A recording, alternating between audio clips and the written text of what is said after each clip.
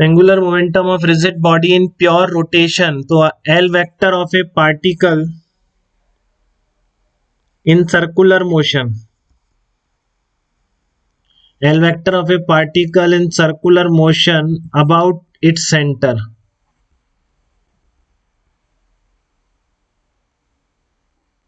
Centre के about angular momentum कितना होता है, एक पार्टिकल जो कि सर्कल में घूम रहा है,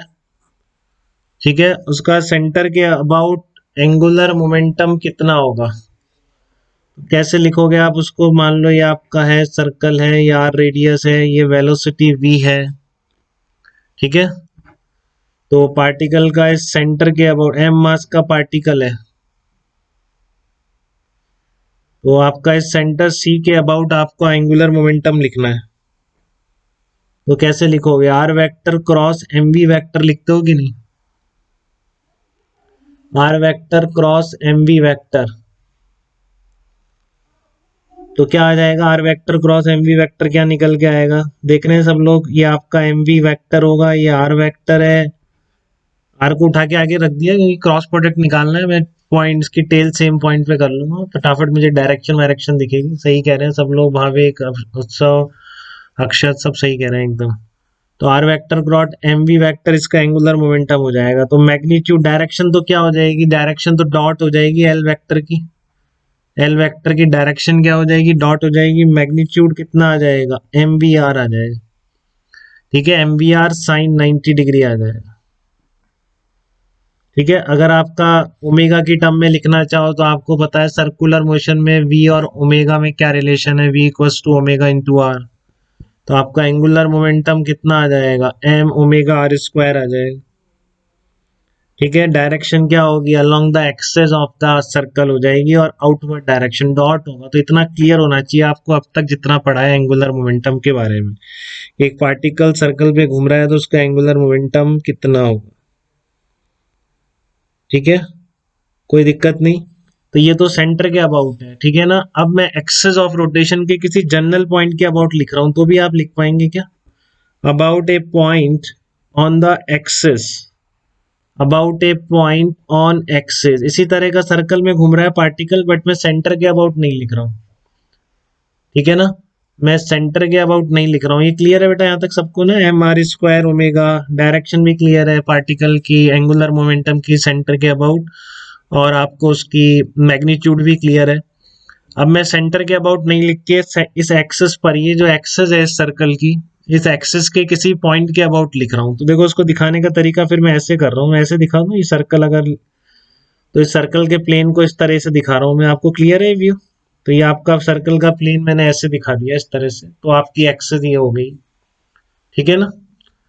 तो किसी जनरल पॉइंट इसके अबाउट मैं इसका एंगुलर मोमेंटम लिखना चाह रहा हूँ, तो एंगुलर मोमेंटम किसी भी पॉइंट के अबाउट लिखो, डेफिनेशन तो जनरल वही रहने वाली है, are vector cross M we vector, ठीक है।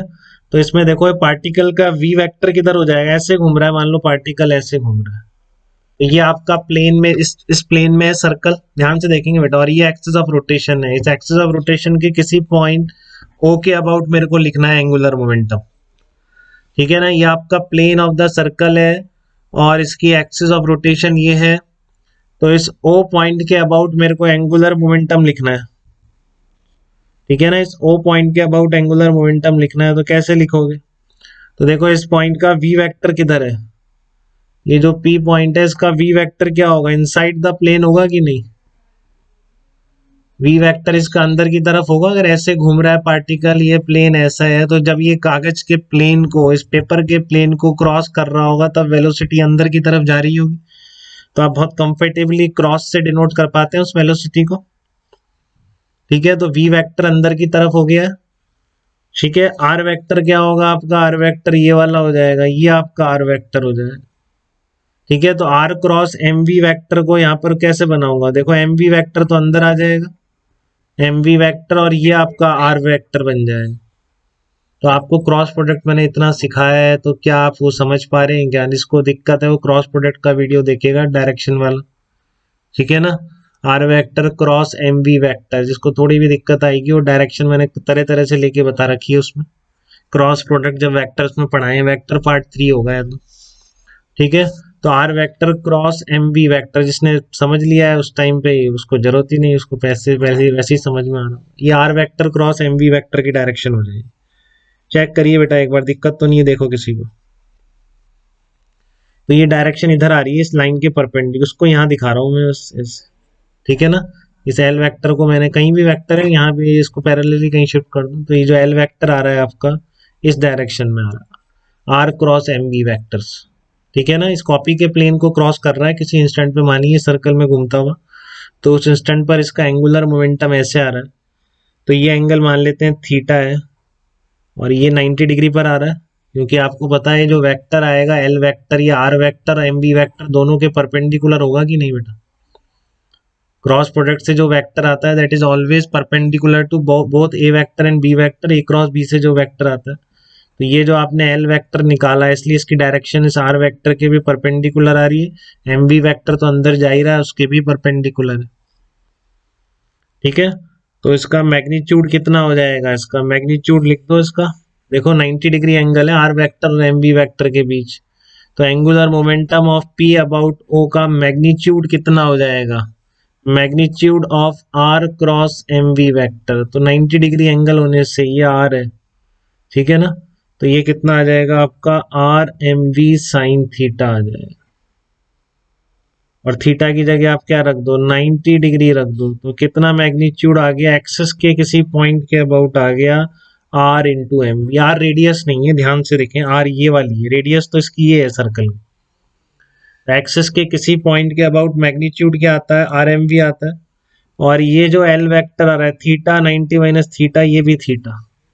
तो एक्सेस के किसी पॉइंट के अबाउट जो कंपोनेंट एल वेक्टर आ रहा है उसका अलोंग द एक्सेस कंपोनेंट कितना आएगा, मैं यहाँ लिख रहा हूँ उसको, वो मेरे लिए इंपॉर्टेंट है आगे काम में आएगा इसलिए मैं निकलवा रहा हूँ आपको ही।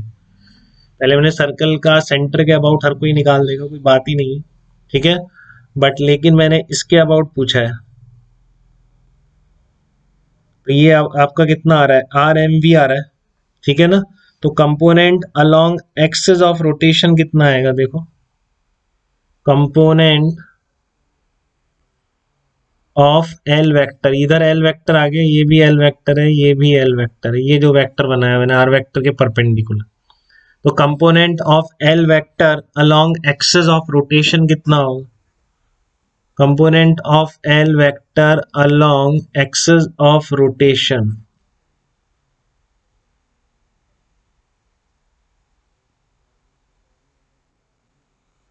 ठीक है, component of L vector along axis of rotation कितना होगा, तो एल साइन थीटा हो जाएगा, तो दिख रहा है क्या आपको,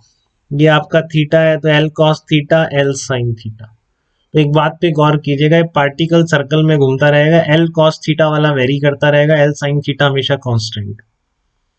एल साइन थीटा वाला कंपोनेंट कांस्टेंट है, एल कॉस थीटा की डायरेक्शन चेंज होती जा रही है, समझ रहे हो आप, इसी पार्टिकल ऐसे घूम रहा है, और ये आपका वो सिचुएशन है, यही तो सिचुएशन है ना कि पार्टिकल तो घूम रहा है आपका इस तरीके से, ऐसे आपका इस देखोगे ऊपर से तो सर्कल में ऐसे घूम रहा है, तो आपका जो एक कंपोनेंट आ रहा है एंगुलर मोमेंटम का किसी पॉइंट के अबाउट, ठीक है, उसका जो ये वर्टिकल ये वाला कंपोनेंट है, दो कंपोनेंट निकाले आपने इस एल के, तो L cos theta L sine theta, L sine theta इस एक्सिस के अलोंग होगा, ठीक है, और एल इसकी एल कॉस थीटा की डायरेक्शन देखो कॉन्टिन्यूसली चेंज होती जाएगी, एल कॉस थीटा की डायरेक्शन कॉन्टिन्यूसली चेंज होती जाएगी, ठीक है ना, L cos theta continuously change हो रहा है,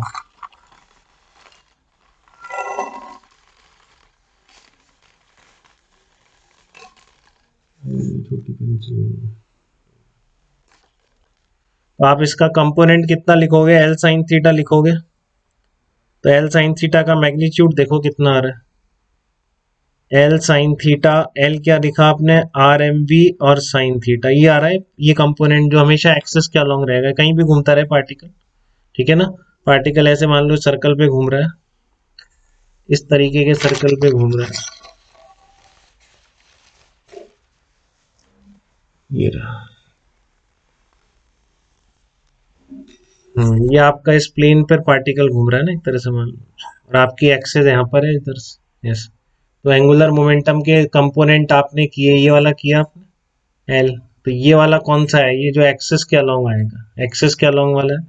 और दूसरा वाला जो कंपोनेंट है ना, उसकी कॉन्टिन्यूसली डायरेक्शन चेंज हो रहा है, मैग्नीट्यूड उसका एल कॉस थीटा है इसका। बट जैसे जैसे पार्टिकल सर्कल पे घूमेगा, ये भी पार्ट इस इधर घूमता जाएगा इस तरीके से, एल कॉस थीटा वाला भी घूमता जाएगा। एल साइन थीटा वाला हमेशा कांस्टेंट है अलोंग द एक्सिस, ये चेक कर सकते हो। ये एल साइन थीटा वाला हर किसी भी पॉइंट पे लोगे आप, हमेशा ऐसे आएगा, ठीक है ना। इसकी डायरेक्शन भी फिक्स है, मैग्नीट्यूड भी फिक्स है, एल कॉस थीटा वाला कॉन्टिन्यूसली चेंज हो रहा है। तो जो फिक्स कंपोनेंट है उसका मैग्नीट्यूड कितना आएगा, r M we sine theta. R sine theta को क्या लिख सकता हूँ, कैपिटल आर लिख दूं क्या, देखो कैपिटल आर बोल रहा हूँ। तो ये कितना आ जाएगा आपका, m v into capital r. अब v को आप क्या लिखते हो, अगर ये ओमेगा से घूम रहा है इसके अबाउट, तो v equal to omega r, तो पता ही है आपको, ठीक है। तो ये फिक्स कंपोनेंट कितना आ गया, एम ओमेगा आर स्क्वायर या M are square into omega, ठीक है। क्या आ जाएगा, M are square into omega आ जाएगा। तो एक पार्टिकल सर्कल में घूम रहा है, तो उसकी एक्सिस ऑफ रोटेशन के किसी पॉइंट के अबाउट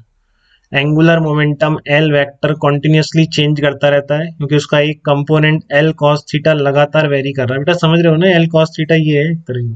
तो ये भी ऐसे घूम रहा है, एल कॉस थीटा भी ऐसे घूमेगा पार्टिकल के साथ, उसके साथ ही घूम रहा है ये, ठीक है ना। एल कॉस थीटा वाला जैसे ये पार्टिकल सर्कल में घूम रहा है, तो इस सर्कल में पार्टिकल घूम रहा है आपका, और ये आपकी एक्सिस ऑफ रोटेशन है। तो इस किसी पॉइंट के अबाउट एंगुलर मोमेंटम के दो कंपोनेंट है, एक तो हॉरिजॉन्टल है, एक वर्टिकल। तो वर्टिकल हमेशा एक्सिस के पैरेलल है, एल साइन थीटा, और ये एल कॉस थीटा वाला तो घूमता रहेगा पार्टिकल के साथ साथ। कभी पार्टिकल यहाँ पे था,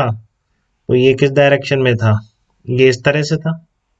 ठीक है ना। पार्टिकल और घूम के आएगा, ये इस तरीके से हो जाएगा, पार्टिकल और घूमेगा, इस तरीके से हो जाएगा। बट एल साइन थीटा वाला जो कंपोनेंट है, ये चेंज नहीं होगा। और ये किसके बराबर आ रहा है, m into r square omega. R क्या है, perpendicular distance from axis of rotation, और ओमेगा एंगुलर वेलोसिटी है। यहाँ तक कोई डाउट तो नहीं है अपने सेंटर के अबाउट निकालने में, या एक्सिस के किसी पॉइंट के अबाउट सर्कल में घूमते हुए पार्टिकल का एंगुलर मोमेंटम निकालने में। यहाँ तक की प्रोसेस क्लियर है।